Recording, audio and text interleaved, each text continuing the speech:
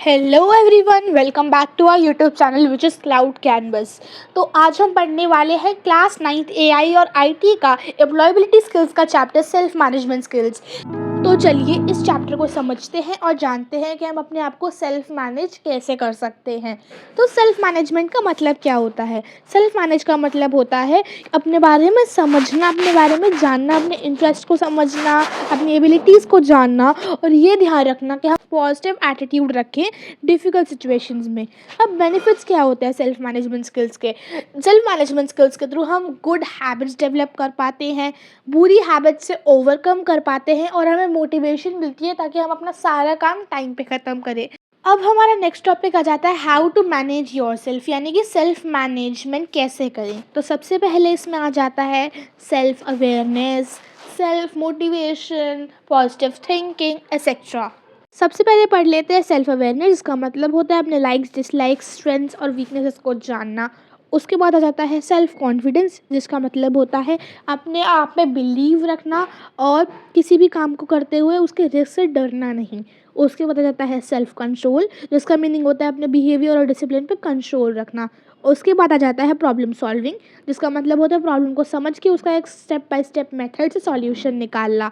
उसके बाद हम आ जाते हैं हमारे नेक्स्ट टॉपिक पे, जो कि है सेल्फ मोटिवेशन, जिसका मतलब होता है बिना किसी एक्सटर्नल मोटिवेशन के अपना काम पूरा करना। उसके बाद आ जाता है पर्सनल हाइजीन, जिसका मतलब होता है खुद को क्लीन, स्मार्ट और हेल्दी शो करना। अब आ जाता है हमारे पास पॉजिटिव थिंकिंग, जिसका मतलब होता है अपने आइडियाज़ को इन अ पॉजिटिव वे दिखाना और किसी भी नेगेटिव चीज़ को ना देखकर पॉजिटिव इन्फॉर्मेशन करना। नेक्स्ट आ जाता है टीम वर्क, जिसका मतलब होता है साथ में लोगों के साथ मिलके एक गोल को अकम्प्लिश करना। अब हम इनकी शॉर्ट डेफिनेशन भी पढ़ लेते हैं, जो कि आपको स्क्रीन पर दिखाई दे रही होगी। सेल्फ अवेयरनेस मतलब know about your self. Self control मतलब ability to control your behaviour. Self confidence मतलब be confident that you can achieve anything. Problem solving यानी कि to try to find a solution of the problem in your life. Self motivation यानी कि keep your self motivation high. Personal hygiene means keep your self clean, smart and healthy. Positive thinking यानी कि think everything will be fine. Team work यानी कि support team members in work. Time management यानी कि complete task on time. Goal setting का मतलब होता है make a goal and what do you want to achieve in life. तो यही थी हमारी शॉर्ट डेफिनेशंस, जो कि मैंने आपको दिखा दी, जिससे आपको समझने में और भी ज़्यादा हेल्प होगी। तो अब हम पढ़ने वाले हमारा next topic strength and weakness analysis. Strength और वीकनेसेस हमारी लाइफ के बहुत इंपॉर्टेंट पार्ट्स होते हैं, जिसको हमें अच्छे से पता करना बहुत इंपॉर्टेंट होता है, जिसकी वजह से लाइफ ईजी हो जाती है। तो अगर हम कैसे पता लगा सकते हैं कि हम किस चीज़ में अच्छे हैं और क्या चीज़ हमारी वीकनेस है? तो नोइंग योर सेल्फ, अपने बारे में जानना, यानी कि अपने बारे में ट्रूली जानना, कुछ भी चीज़ हमसे छुपी ना हो और ये सब की वजह से हम अपनी हैप्पी लाइफ जी सकते हैं, क्योंकि हमें हमारे लाइक्स और डिसलाइक्स पता होते हैं। हाउ टू आइडेंटिफाई स्ट्रेंथ्स, अब अपनी स्ट्रेंथ्स कैसे पता कर सकते हैं? तो सबसे पहले हमें पता करना होता है कि हम किस किस चीज़ में अच्छा कर सकते हैं और किस चीज़ में हम हमेशा से ही अच्छा परफॉर्म करते आ रहे हैं, और उसके बाद वही चीज़ों को करना है जिसमें हम अप्रिशिएट कर सकें अपने आप को और उसी चीज़ में हम बहुत अच्छा कर सकते हैं। तो यही हमारी स्ट्रेंथ होती है। अब आ जाते हैं हमारे नेक्स्ट टॉपिक आइडेंटिफाइंग वीकनेस को, जिसमें हमें पता करना होता है कि किस चीज़ में हम अच्छे नहीं हैं और डिफ़िकल्टी फेस कर रहे हैं। तो इसके लिए हमें फीडबैक लेने होते हैं दूसरे लोगों से, ताकि हमें पता चले कि हमारी वीकनेस क्या है और हमें अपनी हमारी वीकनेस को एक्सेप्ट करना होता है और उसको इम्प्रूव करने की कोशिश करनी होती है। अब आ जाते हैं difference between interest and ability. तो मोस्ट ऑफ द लोग ये समझते हैं कि इंटरेस्ट और एबिलिटी एक ही होता है, लेकिन इंटरेस्ट और एबिलिटी अलग अलग चीज़ें होती है।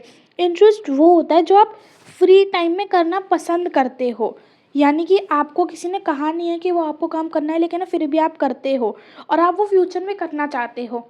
जैसे सपोज़ कोई पर्सन है, उसे सिंगिंग बहुत पसंद है, लेकिन उसको अच्छा गाना आता है या नहीं आता, उसकी आवाज़ अच्छी है या नहीं है, वो एक अलग फैक्टर है।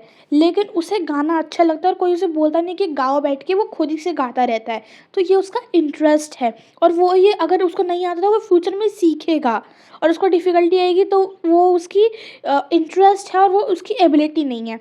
लेकिन एबिलिटी होती है एक नेचुरल कैपेसिटी या फिर रिक्वायर्ड कैपेसिटी जो कि पर्सन को फोर्स करती है वो काम करने पे। जैसे कि सपोज कोई पर्सन है, वो बहुत अच्छी ड्राइंग करता है लेकिन उसे ड्राइंग करना पसंद नहीं है, यानी कि वो एकदम पोर्ट्रेट्स वगैरह बहुत बढ़िया बना लेता है, 3D रियलिस्टिक आर्ट बना लेता है, लेकिन को मतलब उसको ये सब करना पसंद नहीं है, लेकिन वो बहुत अच्छे से कर लेता है ये सब। तो लोग उसे जनरली कहेंगे कि yes you have the ability. उसका इंटरेस्ट नहीं है लेकिन वो उसकी एबिलिटी यानी कि नेचुरल कैपेसिटी है। यानी किसी पर्सन को फुटबॉल खेलना पसंद है, ये उसका इंटरेस्ट है, और इसको खेलना नहीं आता तो ये उसकी एबिलिटी नहीं है। अगर कोई पर्सन है उसको फुटबॉल खेलना आता है लेकिन पसंद नहीं है, तो आता है यानी कि इसकी एबिलिटी है कि उसको आता है, और उसको पसंद नहीं है वो उसका इंटरेस्ट है। जैसे कि यहाँ पे एग्जाम्पल में मैंने आपको मार्क करके भी दिखाया है। तो जो फुटबॉल खेलने के लिए रिक्वायर्ड होगी स्ट्रेंथ वो होगी एबिलिटी, और जो उसको पसंद है फुटबॉल खेलना वो है उसकी इंटरेस्ट, यानी कि एबिलिटी नहीं है वो उसकी। अब आ जाते हैं सेल्फ कॉन्फिडेंस पे। सेल्फ कॉन्फिडेंस का मतलब होता है एक दूसरे पर ट्रस्ट करना और अपने आप पे ट्रस्ट करना बेसिकली, और अपनी स्ट्रेंथ और एबिलिटीज़ पे ध्यान रखना कि हाँ, अगर ये मेरी एबिलिटी है, ये मेरी स्ट्रेंथ है, तो मैं इसमें अच्छा परफॉर्म कर ही लूँगा चाहे कुछ भी हो जाए। और ये याद रखना कि मेरी स्ट्रेंथ है ये, और ये सोचना कि मैं हर काम कर सकता हूँ। तो क्वालिटीज़ क्या होती है सेल्फ कॉन्फिडेंट पर्सन की? तो सेल्फ कॉन्फिडेंट पर्सन की क्वालिटीज़ होती है सेल्फ बिलीव, यानी कि वो अपने आप पे विश्वास रखते हैं कि हाँ ये काम मैं कर सकता हूँ। हार्ड वर्क, यानी कि self confident person hard working होते हैं। पॉजिटिव एटीट्यूड, यानी कि उनका किसी भी सिचुएशन में पॉजिटिव एटीट्यूड होता है, डिफिकल्ट सिचुएशन में भी वो पॉजिटिव एटीट्यूड रखना पसंद करते हैं। और लास्टली जिनका सेल्फ कॉन्फिडेंस हाई होता है वो लोग कमिटेड होते हैं, यानी कि उनको लाइफ में क्लियर होता है कि उनको क्या करना है। उनको अपने आप पे कॉन्फिडेंस होता है कि हाँ अगर ये मैं चूज़ कर रहा हूँ तो ये मैं कर सकता हूँ डेफिनेटली। अब आ जाता है next topic, how to build self confidence. हमें हमारे अंदर सेल्फ कॉन्फिडेंस बिल्ड कैसे करना है? तो सबसे पहले तो अपने खुद के अचीवमेंट्स को हमें अप्रिशिएट करना है।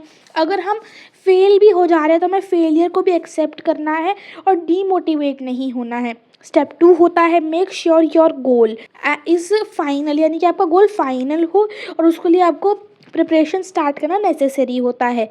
और सेल्फ कॉन्फिडेंस में आपको हर चीज़ की गुड साइड पे देखने का ट्राई करना चाहिए, और बैड साइड को अगर आप देख भी रहे हैं तो उसको ट्राई करना चाहिए कि उसका आप इम्प्रूव कर सके, और गुड साइड को देख के आपको हैप्पी होना चाहिए, डीमोटिवेटेड बिल्कुल भी नहीं होना चाहिए। तो some factors which can decrease your self confidence.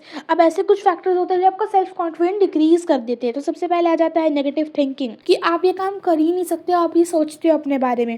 तो ये एक बहुत बड़ा फैक्टर है जो कि आपकी सेल्फ कॉन्फिडेंस को अफेक्ट करता है। तो सेल्फ कॉन्फिडेंस को डिक्रीज़ करने का सेकंड फैक्टर ये है कि हमें कभी भी अपने पास्ट के बारे में ओवर थिंक नहीं करना चाहिए हमें, जबकि उसका सीख के मिस्टेक से अपने सीख के आगे बढ़ना चाहिए।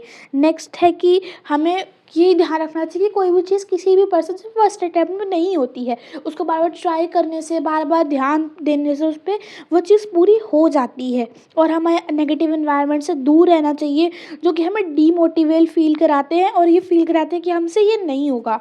उसके बाद आता है पॉजिटिव थिंकिंग। पॉजिटिव थिंकिंग वो होती है कि जब हम जो उसकी रिस्क वाली साइड है, बैड साइड है, नेगेटिव साइड है, उसको ना देख के केवल उसका पॉजिटिव अफर्मेशन देखें और ये सोचें कि ये काम हमसे डेफिनेटली हो जाएगा।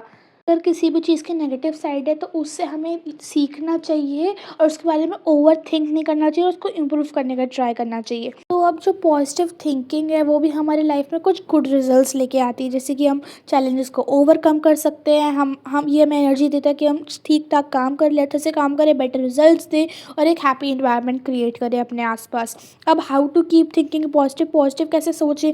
तो सबसे पहले हमारे डे की शुरुआत हमें प्रेयर करनी चाहिए, जैसे हम गॉड को ग्रैटिट्यूड शो कर सके कि थैंक यू गॉड, आपने हमें इतना सब कुछ दिया, जैसे हमारे आसपास का पॉजिटिव इन्वायरमेंट मिलेगा। अपने आप को रिलैक्स कर सके, थैंकफुल रहे हर चीज़ के लिए, हर चीज़ का फीडबैक पॉजिटिव दे और गुड थिंग्स करे in a bad environment. Personal hygiene का मीनिंग होता है कि अपने आप को क्लीन रखना, गुड हेल्थ रखना अपनी, और थोड़े से स्मार्ट दिखना। अब why personal hygiene is important? Personal hygiene important होती है ताकि आप हेल्दी रहें, आपकी एक अच्छी इमेज बने लोगों के बीच में, और ये हमें बॉडी स्मेलिंग जैसी चीज़ों से भी बचा के रखता है अगर हम अपने आप को साफ रखेंगे। तो 3 स्टेप्स क्या होते हैं पर्सनल हाइजीन के? सबसे पहले केयर, यानी कि अपनी बॉडी के टेक केयर करनी चाहिए, नेल्स कट कर लेने चाहिए, वॉश यानी कि अपने हैंड वॉश करने चाहिए, रोज़ नहाना चाहिए, अवॉइड अवॉइड का क्या होता है, अवॉइड डर्टी क्लोथ्स एंड बार बार जो भी गंदी चीज़ें उसका यूज़ ना करें तो वो अवॉइड करना चाहिए। ग्रूमिंग ग्रूमिंग क्या होती है, तो that dressing is the thing which all of us do. तो जो जब हम साफ़ सुथरी ड्रेस पहनते हैं वो हमें कॉन्फिडेंस देती है, और एक पर्सन की जो ड्रेस है और किस तरीके से वो ग्रूम्ड है वो उसके कॉन्फिडेंस और स्मार्टनेस को डिफाइन करती है।